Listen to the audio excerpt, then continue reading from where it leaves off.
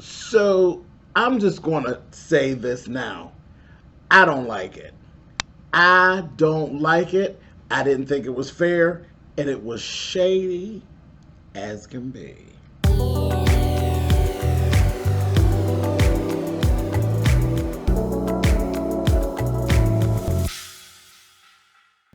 Hey guys, thanks so much for clicking on the video. This is my review for Real Housewives of Potomac, episode 11, season 6.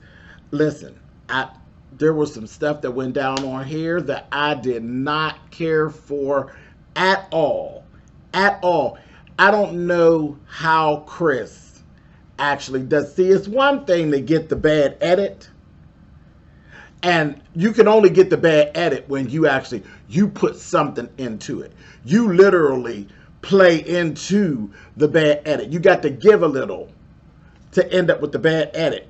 But to be literally thrown into the bad edit and you really didn't do anything to be in the bad edit, I didn't like that. And Dorothy, you literally took Chris, threw him over your shoulder, and slammed him by his feet into the bad edit. I was like, are you kidding me right here? And Candace, you didn't help. You didn't help. It's been like this. We've worked up to it. And then even on this day, you didn't help. You didn't really have his back. You didn't have his back. And I saw something here. I've been thinking it, and I've kind of mentioned it before, but I'm pretty sure, and I'm about ready to put money down on it. When these cameras aren't around and we're not watching, Chris be cussing your ass out. Chris lets you have it when we're not around. He allows you to play this game while we're on here, but I believe that in real life, he cuss your ass out. That's what I believe. That's what I believe. I believe a lot of, I think you got a lot of camera balls, is what I believe. We're going to talk more about it. Let's just go right here. Dorothy that came to the house. Dorothy's just Dorothy. You know, we talk about this stuff all the time. Parents are parents. Parents, they do what they do. A lot of times they're completely out of order, but what are you supposed to do with them? That's just one of those ugly double-edged swords that life has to offer. You know, your mother can be the most obnoxious bitch that ever walked the earth. What are you going to do? She's still your mother. She's your mother, and there's things that you will allow her to do that you wouldn't allow other people to do. But at the end of the day, she's your mother. What you going to do? And this is the case with Dorothy. Dorothy is completely obnoxious. She's completely just out of order. She is one, I wouldn't turn my back on my mother, but I wouldn't deal with her much. I wouldn't deal with her much like Candace does. So you have to learn. You learn. You know, as you're going, your parents are raising you. But in a sense, you training them too. Y'all are learning each other. And you learn as a duo how to deal with each other. Dorothy is a person, I would not allow Dorothy to give me shit. Do you understand? Nothing. I let her give me nothing. Dorothy is one of those people that anything she gives you, it's never really yours. It's never really yours. You never get done paying your gratitude. I mean, well, your gratitude generally never goes away, but you never going to stop hearing about the gratitude that you should have because she did these things. So to keep from dealing with all that, Miss Dorothy, I wouldn't accept nothing from Dorothy. Not a piece of birthday cake. You understand me? We could be just as cool. We would be fine. But we just wouldn't do that. That exchange. If I don't have it, I don't need it. If it got to come through you, you can have it. I don't want it. And this is just who I am as a person. This is who I've been as a person since the age of like 14 or 15. I just can't. It's something about a person that gives people things and then they hold it over their head for the rest of their life. Something about that just drives me crazy. You give your kids a house, that's it. When you give them the keys, that is it. That's it. You don't have any more say in what goes on. Carry your ass out of here. You don't. No matter what the decision is, if it's a good decision, a bad decision, it ain't yours. It ain't yours. I can't. I just can't. I can't. Don't give me anything that you feel like you can hold over my head. Please don't. Do not give me shit that you're planning on holding over my head. Because you will find yourself in a real bad spot. I don't like that. I see it so much. You can't buy people. Well, not everybody. Some people you can't buy. I'm not one of those people you can buy. Obviously, Candace Dillard can be bought, maneuvered, and all that. And it's ridiculous. But Dorothy was in there, and then you're so miserable. She's in there, she's changing pillows around. That type of stuff gets on my nerves, too. It does. Why are you coming in somewhere changing the decor? Stop it. Yeah, is that petty? It could be. But when you walk through this door here, you see where all these little pillows are sitting? That might not be the arrangement that you like. But guess what will happen? If you come in here, say you want the printed ones. You want them in the center, and you want the solid ones on the outside. So you just come on in here. And you just go over there and you do it. Guess what will happen next? Before I ever even serve a meal, your ass will be back in your car. You don't come in here and change no decor around. You don't come in here and even question me about the decor. Whatever the decor is what I intended for it to be. And you got a lot of nerve to come in here moving stuff around. I don't like that. I don't. And it just said, who are you? Why do you even feel comfortable to go in somebody else's domicile and start moving stuff around? If you don't get your ass somewhere and sit down, you need to really get into, and this is the thing, for Candace and Chris, what y'all need to do is sit her down and give her a book. If you got to write it out so that she can understand it. A book on visitor and what that means. You are a visitor. You ain't running nothing. And see, she had that old behavior because in the other house, she was paying the mortgage. She's paying the mortgage. And she never let them forget it. See, that's the shit I'm talking about. She never let them forget it. She came in there and she ran complete confusion and conflama over at that other house. And they knew not to say anything to her because it was understood.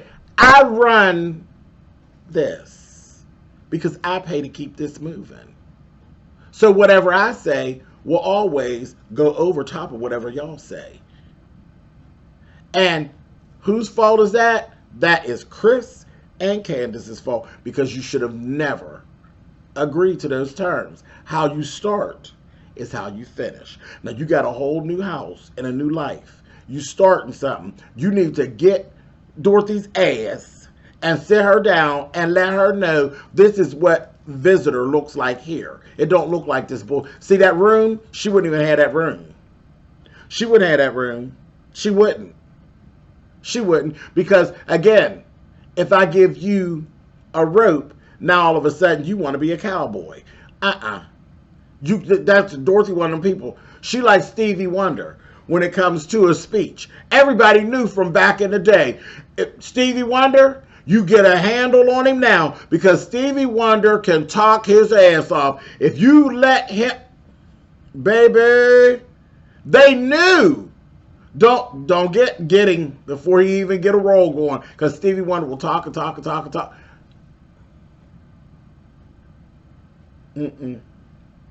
Not at all. She wouldn't even have that room in my house. It would be a guest room. It wouldn't be customized to her. You gave her the rope. You already know she thinks she's a cowboy. So No. Dorothy's too much. Dorothy gets on my nerves. So I can imagine how she does, how they feel when she's there. Period. I'm moving on. As I sit here and talk about Dorothy all day, child. Drag Dorothy. Dorothy's a mess. But Dorothy's a mess because Chris and Candace allow Dorothy to be a mess. Baby, I had my foot on Dorothy's neck, honey. But no, Dorothy wouldn't visit me. That's what would happen. Honey, I would love Dorothy from across the way, honey. She wouldn't come to my house. She'd be like, I raised him, but oh. And that's exactly what it would be. Yeah, girl, oh, from over there. Period. Anyway, moving on. Child, I'm going over here to Giselle's. Child, Grace can't drive. And that's all there's to it. And, you know, this just, I've been looking. Grace, I think she's beautiful. She really is. Grace is the most beautiful thing in the house. Just so that we're clear. She really is coming to her own, and as she gets older, she really is a beautiful young lady. But that's it. She's a beautiful young lady that can't goddamn drive. Everybody is not meant to be on the road, and I'm convinced maybe Grace is not supposed to be on the road. Maybe you're supposed to Uber, sis. Because, I mean, she just don't get it. She just don't get it. You done flunked the test, the books test 4 or 5 times. And then you ain't even comfortable in the car. See, it's one thing to fail the test for the little written test thing. And then, we walk you through that. And everything's different. Just like when you go to school. We teach you one thing, but when you get into the real world, all the things you learned in school, it's all modified in real life. So we can work around you failing the test in the book. But girl, you can't drive. I know plenty of people that can drive, but they had a problem with the book. Some people just don't test well, and there's a lot of other little things. People just don't comprehend what's written over there like they will. Some people are just visual learners and that kind of thing. But the whole thing with this, it keeps coming back to the same thing. Baby girl can't drive. She tearing cones up. She running over curbs. I said, no. We're not even giving her, and the state knows. Maryland, no. They said, no, girl. Because those cones will start to be pedestrians. Those curbs are going to be whole rides up on the curve.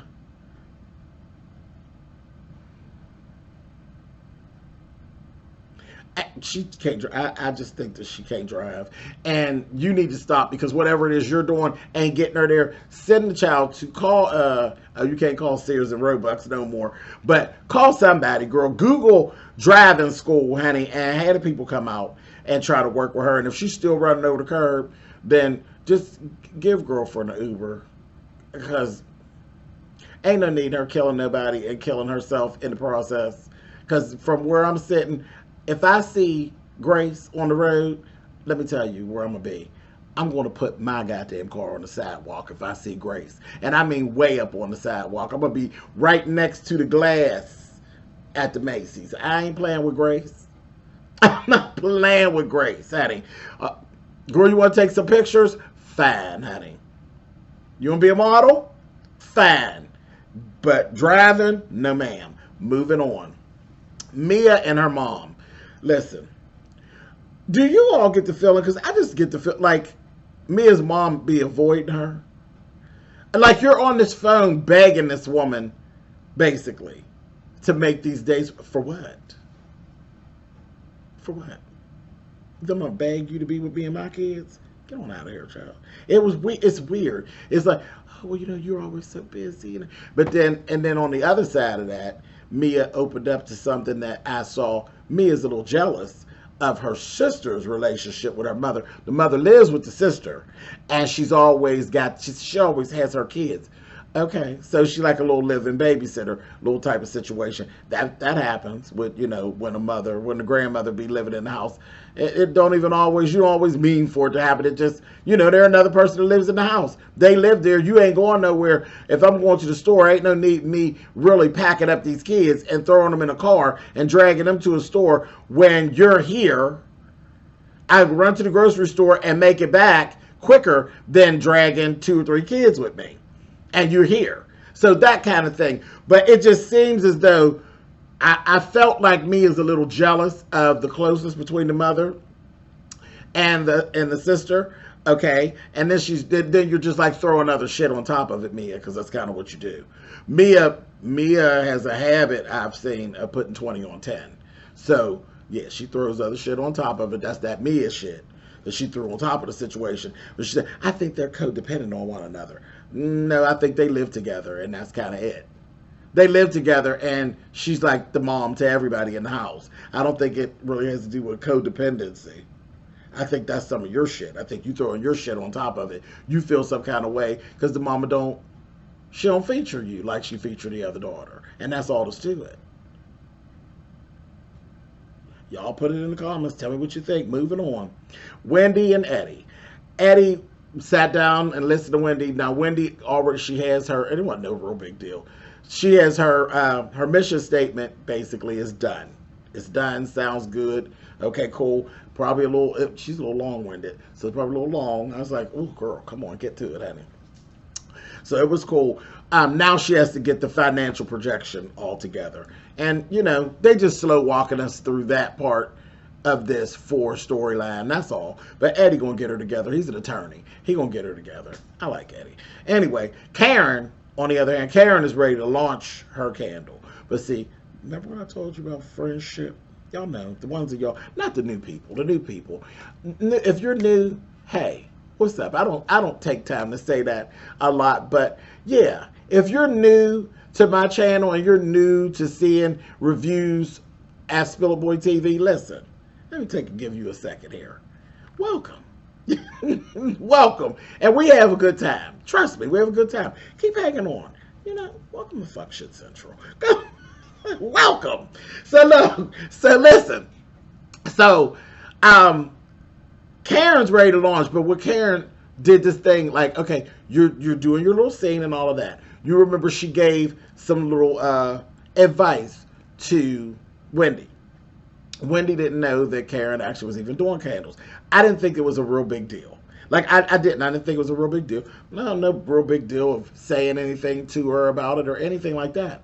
But there's never been a conversation where it's like a disdain or anything like that. But then I saw that thing. Like, I don't like competition between friends. I think I don't like that. Like, we can all be friends. We can all support each other. But the competition thing, Yeah, I just think that, you know, that friends should be able to do what they do and go on. It shouldn't be an issue. I have other friends, you know, like one of my best friends, she's passed on. She's passed on. Her name was Pam. And Pam was amazing. Do you understand? Amazing. We went to school together for fashion. And we sat right across from each other. It was me, her, and I have a girlfriend named Nati. And all 3 of us, we sat right across from each other. We helped each other. We threw things back and forth. All of that. And never any air of competition. Never any air of, oh, he's copying me or I'm and we're fashion designers. So, it would be very easy for that to slide its way into the fold.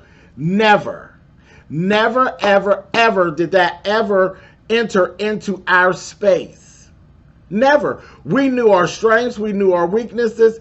We knew which one needed more help in what area, and we just did that thing for 2 years. We sat in that classroom.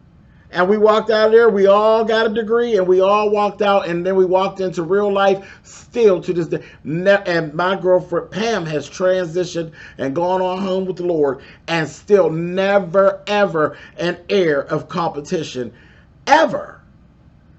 That's real friendship.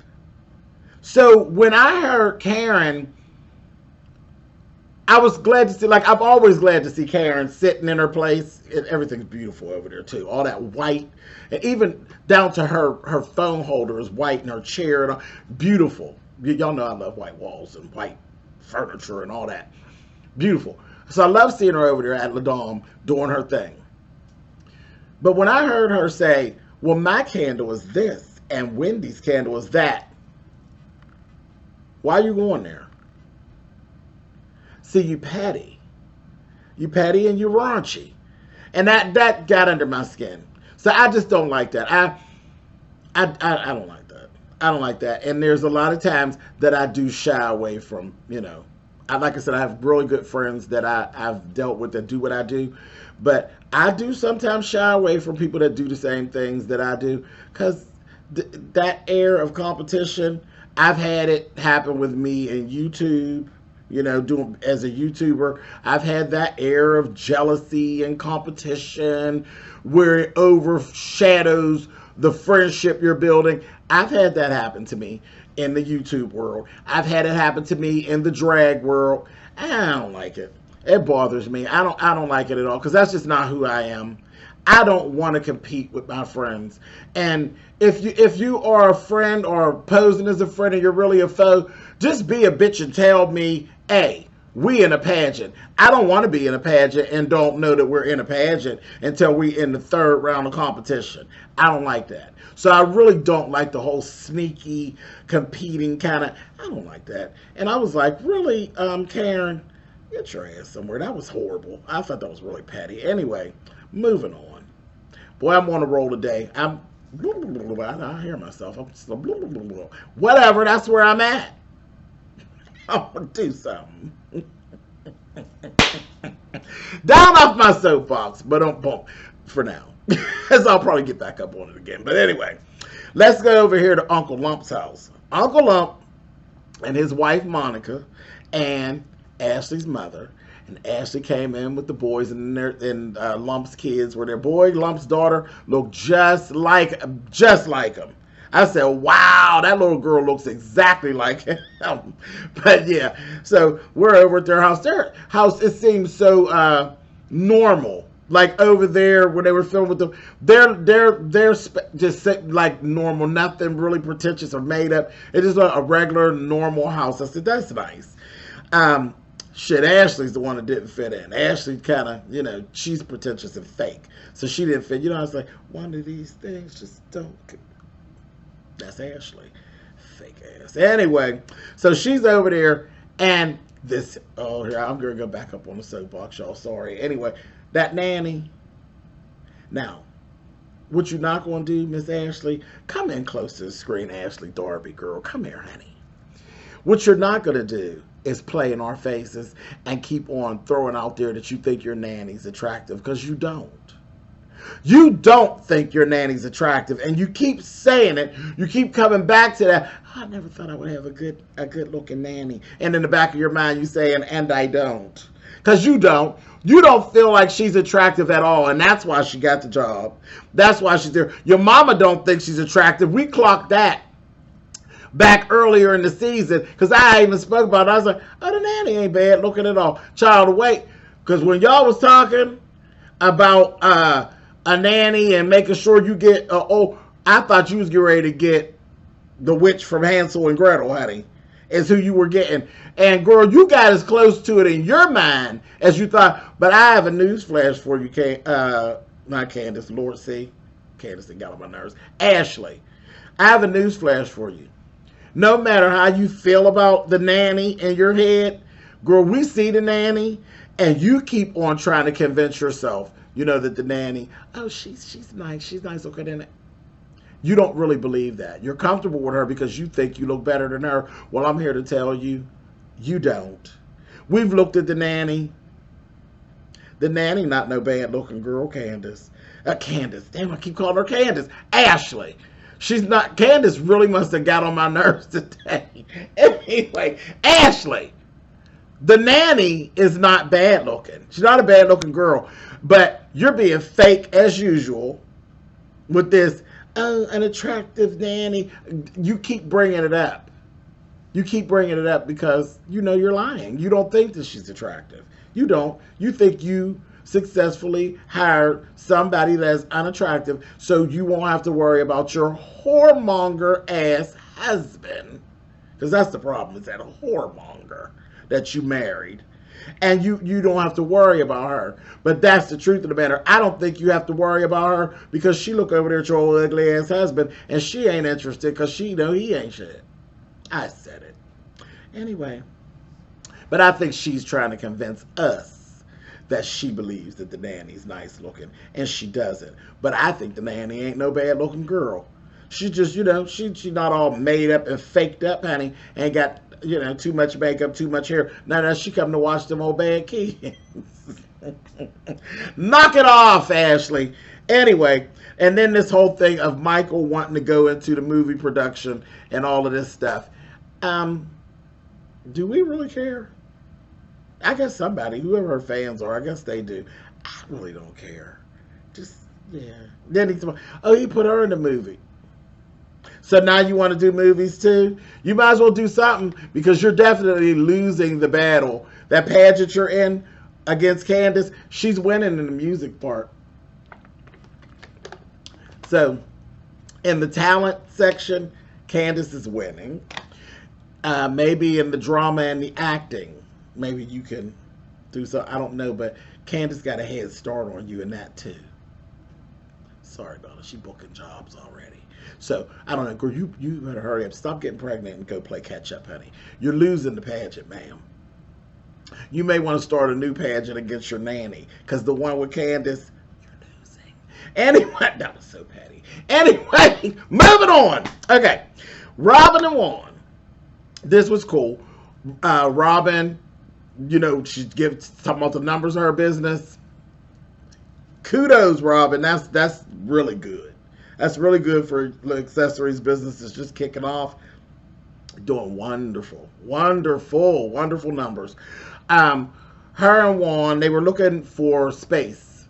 Space, and they talking about expanding for the business. And Juan's like, hey, let's just go ahead, take the leap, and go for it. She says, with the house is over budget. It looks really nice too.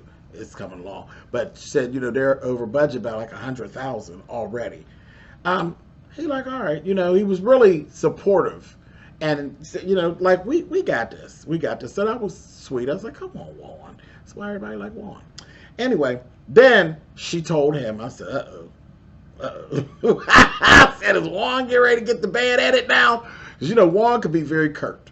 Because, one, Robin's like one of the boys. So he don't feel like he have to curb what he's saying to Robin, because she ain't nothing but an old dude, honey.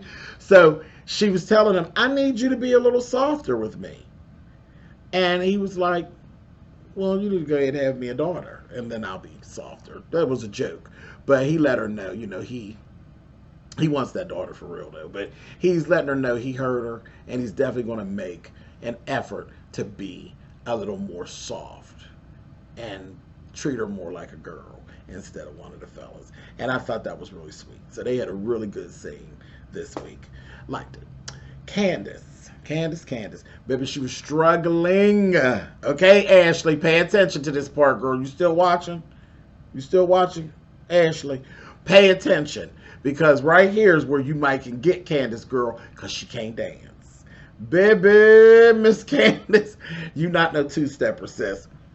She was struggling through this choreography. So, girl, watch it. You got to step that up, honey. Step your cookies up, because Miss Ashley's coming for you. Maybe she'll be able to dance. But I doubt it. But she might be able to get you there, because you can't dance. So she's doing all this. She's struggling through. I was like, all right, cool. Loved her choreographer.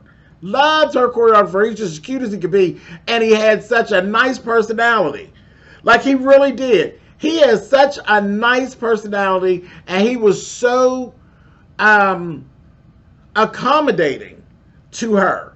I was like, well, that is really a good look. And I hope some people really do see the fella. And I hope you book tons and tons of jobs from just his small spot here. I would love to work with him, under like choreography. He was just so accommodating to her. I thought that was really cool. That was cool. Really, really cool. I hope he really takes off from his spot that he did here. Chris. Okay, so Chris is getting a little antsy, and he told, if I'm the manager, what you need to do is stop second guessing me and questioning me. If I tell you something is handled, if you had a manager that was not your husband, would you be questioning them and going back again? No, you hang up the phone and you go on, and that's what you need to be doing. Period. Just either I'm gonna do it or I ain't gonna do it, and that's it. You gonna do it or I'm gonna do it. You gonna manage yourself, or am I gonna manage you? And I'm like, I get it. So she get a little aggravating, and things happen. Whatever. So let's go on over here to this video shoot. This is when all the mess starts. So Mia, see again, Mia always overplaying her hand. You don't know people. You knew. She didn't bust out and ask Dorothy how old was she. I was like, nah, Mia, you ain't. I know you're not that stupid. You know, nobody does that. People don't do that. People don't just, you never ask a woman. Even as a woman, a younger woman doesn't ask an older woman her age. If she opens that door, that's always their door to open. Period. And that has anything to do with sex. It actually has to do with age. Whoever is the older person or appears to be the elder, it is their door to open to the age conversation. You don't ever ask them, well, how old are you? You don't do that. And I was like, wow, there you go, overplaying your hand as usual. First things first, they get there, and I said, why are they doing this? Like, they're like, well, where's this one? Where's that person? There's nobody to greet us. I said, oh, stop it. Stop trying to cause a problem when there is no problem. This is just a little video shoot. This is not any grand production. You're going to film a music video for Candace. This isn't P. Diddy. This isn't Janet Jackson. It's not Beyonce. It's Candace Dillard. Stop it. So I was like, they're getting on my nerves. Wendy and when they all, they're getting on my nerves. And again, y'all all look like old barflies anyway. I was like, the group of aunties that ain't got no business in the video. Now I said it. They're the group of old ass barfly aunties that didn't end up business being in the video anyway. And Dorothy, shit, the reason why they might ask you how old you look, because you did look old as hell. You look like like you was there working craft services. What was that jacket? I said, why can't, but she probably can't tell Dorothy that. She'll put Dorothy, she could have had on what she had on, but put her on a leather jacket. That old duster, I said, girl, she don't look like she working craft services, honey. I said, you came in here, her whole look was giving Loretta Devine, honey. Do we see me walking away? Yeah, girl. It was a mess. Get out of here, Dorothy. Anyway, moving on. So the cars, they were supposed to have these luxury cars. Something happened. The ball got dropped, and the cars were not coming. So that was a thing. Okay, fine. But let's not get out of, perspective that everything else for the whole day, Chris set up. Chris set up everything for this video shoot. This was the last scene. The ball got dropped on one thing, and that one thing didn't happen. But everything else for the video went on without any issues. The choreography got done. All of the choreographer was there. The dancers and stuff were there. All of the camera people were there. The makeup people. We heard no complaints and no problems about any of wardrobe and all. Whoever did wardrobe needs to be fired because Candace looked a mess and all that shit. And the makeup people, they could go too. And the hair people. Was there hair people? But whatever. Y'all agreed on all that. But everything else went off without an issue at all. The cars didn't show up. Yes, it could have been an issue, but it didn't have to be because everybody drove here some kind of way. You didn't get the ones you wanted, but they got some cars and they fixed the problem. It was fine. And it did run very smoothly. When he got there, because she was having such an issue about him not being there, when he got there, wasn't nothing for him to do. Wasn't nothing for him to do because everything he had set up was rolling through like butter. But nobody wanted to get on that. They were. And you know who was leading the charge? Dorothy. Dorothy came in there leading the charge. She was going up to the girls. She's talking to the girls. Mia played right in. Karen was trying to get away from her like, girl, me and Candace just got back speaking. I ain't trying to even get in this with you because this is But she was going through this whole thing, rallying and telling all their business and saying, like, he's the manager and, all of that negative stuff. I just thought it was horrible that Dorothy was even feeding that. You know what Candace has been through. You know what these ladies are. You know how they act. Why would you even be doing that? I was like, Dorothy needed to go home. She really did. That was a mess. Karen told her, she said, girl, she told Dorothy at one point, she's like, you know, our mics are hot, girl, and they'll be able to hear these things you're saying. And she shouldn't give a shit. She's trying to get her moment. Because Dorothy, she's in a pageant against Candace, too. When it comes to this, Dorothy loves the camera time. Dorothy, you know Dorothy living vicariously through Candace with this show. She loves this. Dorothy is just like Amara La Negra's mother over there in Love and Hip Hop Miami. Mama Anna is living vicariously through Amara. And if you think Dorothy ain't living vicariously through Candace with this reality show, you got another thing coming. Anyway, moving on. Mia was all in it, child. All in it. Every bit of tea that Dorothy was dropping, Mia was like, yeah, girl, give me more, give me more. Give me more. I said, that's a damn mess, Mia. But, hey, it is what it is. And here, I was laughing at that damn Giselle. Giselle's like, I don't want no problem. I don't want no smoke. But Giselle was like, child in the confessional, she said, yes, girl. Get all the answers to all them questions and bring it on over here, honey. I said, I know that's right. Wendy went over there and told Candace, honey, Mia, girl, is over there pumping your mother for information about you and Chris, honey. I said, oh. And when Mia went over there and asked her, was Chris getting paid? Oh, she was like, oh, girl, listen, that's the question. I said, oh, Mia and Candace is going to bump heads. And I'm here for it. I can't wait to see it.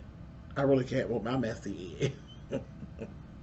Can't wait to see it. Anyway, Dorothy was throwing digs at Chris left and right, and even all the way to the end.